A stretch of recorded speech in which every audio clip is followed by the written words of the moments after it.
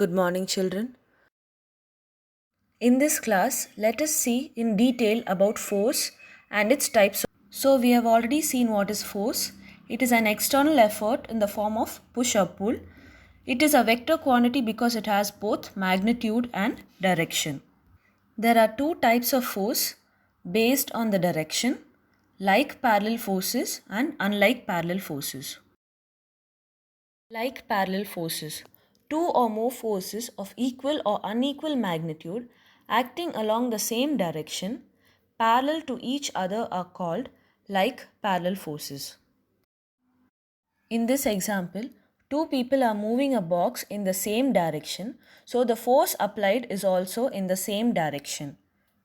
Unlike parallel forces, if two or more equal forces or unequal forces act along opposite directions parallel to each other, then they are called unlike parallel forces.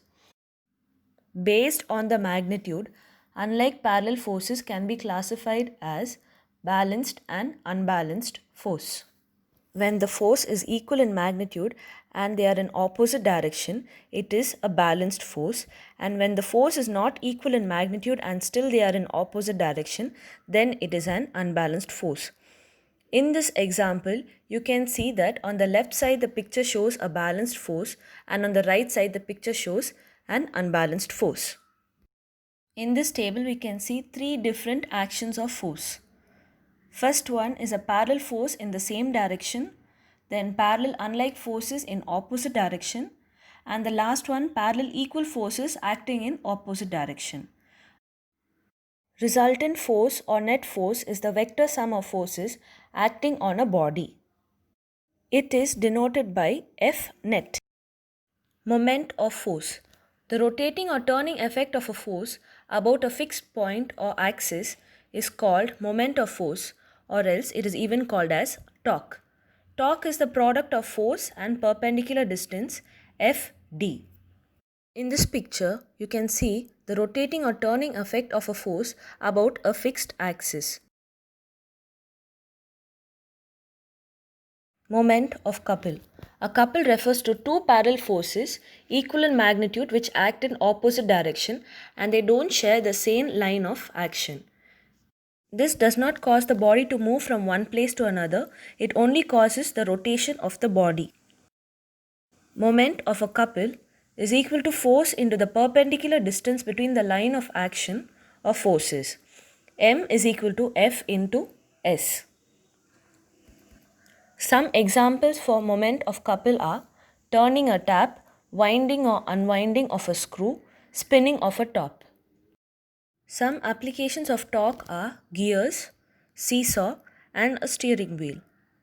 Gears, if you see, they have teeth around its rim which helps to change the speed of rotation of a wheel. Seesaw depends on the weight of a person sitting on it. So if there is a heavier person and a lighter person, the seesaw will slant towards the heavier person based on the pivot point or the fulcrum. We have the steering wheel, a small wheel which enables us to control a car easily by transferring the torque to the wheel with very less effort. Principle of moments.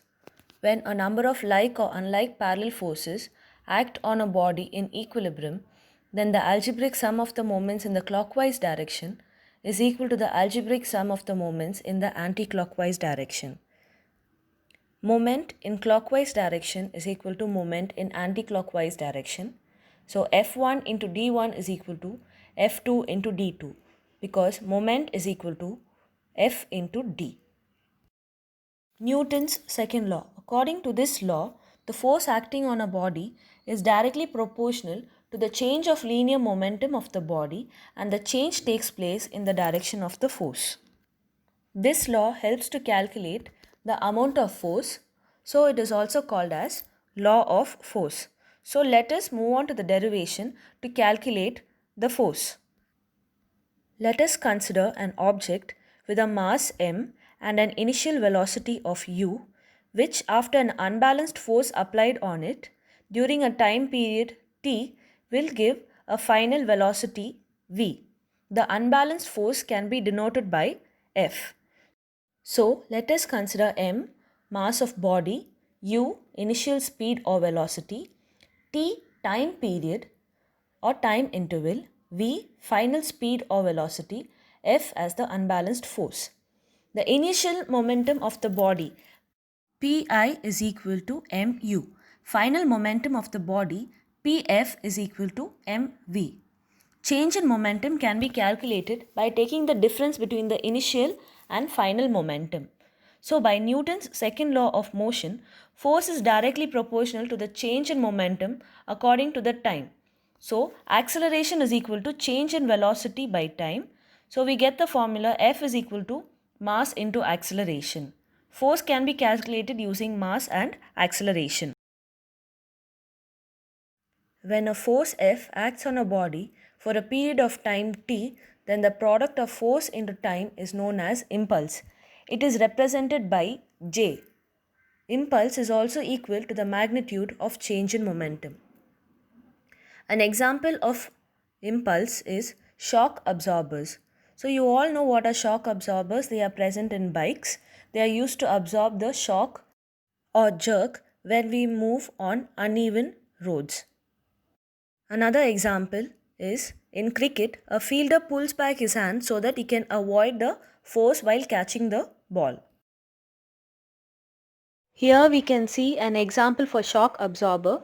The shock absorber has a spring on it which contracts and expands so that it can reduce the impulse or any force which is being applied, reducing the jerk of the body or else the bike. In the next class, we will continue with the remaining topics of the lesson. Thank you.